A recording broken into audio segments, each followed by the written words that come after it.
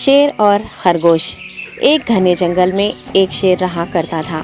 وہ تمام جنگل کا بادشاہ تھا، لیکن وہ بادشاہ جیسے پیش نہیں آتا تھا۔ ہر دن بے رحمی سے جنگل کے جانوروں کو کھا جایا کرتا تھا۔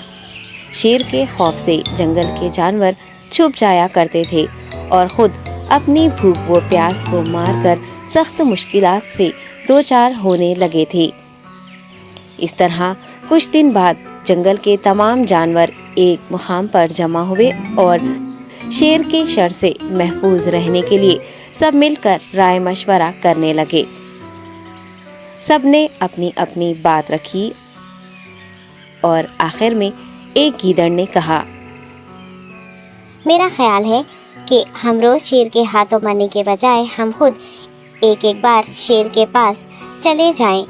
اس طرح روزانہ شیر کسی ایک کو کھا لے گا اور ہم سب اپنی اپنی باری سے چلے جائیں گے اور بلا خوف و ڈر سکون سے زندگی گزاریں گے۔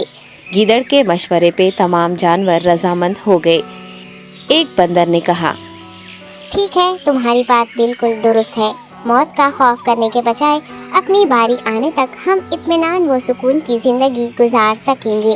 جانوروں کی بات چیت مکمل ہونے کے بعد خود گیدڑ نے شیر کے پاس جا کر یہ ساری بات بتائی۔ گیدڑ کی باتیں سننے کے بعد شیر نے کہا، میں بادشاہ ہوں، اس لیے تم سب کی بات مان رہا ہوں، لیکن ایک بات غور سے سن لو۔ اگر کسی دن مجھے جانور ملنے میں تاخیر ہو جائے تو میں خاموش نہیں بیٹھوں گا اور دوبارہ تم سب پر حملہ کرنا شروع کروں گا۔ شیر نے بڑے غصے سے یہ سب کہا۔ شیر کی باتیں سن کر گیدڑ نے سر ہلاتے ہوئے حامی بھر دی اور وہاں سے چلا گیا۔ اس دن کے بعد ایک ایک جانور بلا ناغہ اپنی اپنی باری کے مطابق شیر کے پاس جانے لگے اور شیر سکون سے اپنے پاس آنے والے جانوروں کو مار کر اپنی بھوک مٹانے لگا۔ یہ معاملہ ایسے ہی چل رہا تھا اور ایک دن شیر کے پاس جانے کی باری ایک خرگوش کی آئی۔ وہ خرگوش بہت ہی ہوشیار تھا۔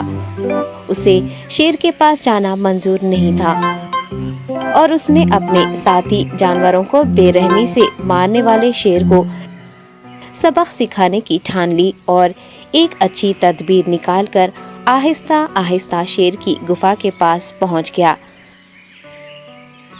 تاخیر ہو جانے سے شیر کافی غصے میں تھا اور خرگوش کو دیکھ کر غصے سے کہنے لگا، میں نے تم سب کو پہلے ہی کہہ دیا تھا، دیر ہو جائے تو میں خاموش نہیں بیٹھوں گا۔ تم نے وعدہ خلافی کی ہے، اس لیے میں جنگل جا کر من چاہے جانور کا شکار کر کھا جاؤں گا۔ تب خرگوش نے شیر سے کہا، معاف کر دیجیے بادشاہ سلامت، غلطی ہو گئی اور اس کا ایک واجب سبب ہے۔ اطمینان رکھیے، میں بیان کرتا ہوں، آپ سنیے اور اس کے بعد آپ آرام سے مجھے مار کر کھا لیں۔ شیر نے پھر غصے سے کہا، وہ کیا بات ہے، جلدی بتاؤ۔ خرگوش نے کہا، بادشاہ سلامت، میں آپ کے پاس آ رہا تھا اور راستے میں مجھے ایک شیر مل گیا اور مجھے مارنے کے لیے آگے بڑھنے لگا۔ میں نے آپ کی بہادری کی بات اس شیر کے سامنے رکھی، لیکن وہ شیر آپ کے بارے میں بہت برا بھلا کہنے لگا۔ یہ سن کر میں نے غصے سے کہا، تم ہمارے جنگل کے نہیں ہو، ہمارے بادشاہ کے بارے میں ایسی باتیں مت کہو۔ یہ سن کر وہ شیر مجھ پر حملہ کرنے کے لیے تیار ہو گیا۔ یہ دیکھ کر میں نے کہا، تم مجھے مارو گے تو ہمارے بادشاہ تمہیں ہرگز نہیں بخشیں گے۔ تب اس شیر نے کہا، تمہارا بادشاہ میرا کیا کر لے گا؟ میں نے کئی ہاتھیوں کو اپنے پنجے سے مار گرایا ہے۔ تمہارا بادشاہ ہو یا کوئی اور ہو، میرے ہاتھوں بچ نہیں سکتا اور میرے سامنے کوئی ٹک نہیں سکتا۔ میں اسے ختم کروں گا۔ یہ سب بدتمیزی کرنے لگا۔ میں نے اس شیر سے کہا، تم ہمارے بادشاہ سے آ کر بات کرو۔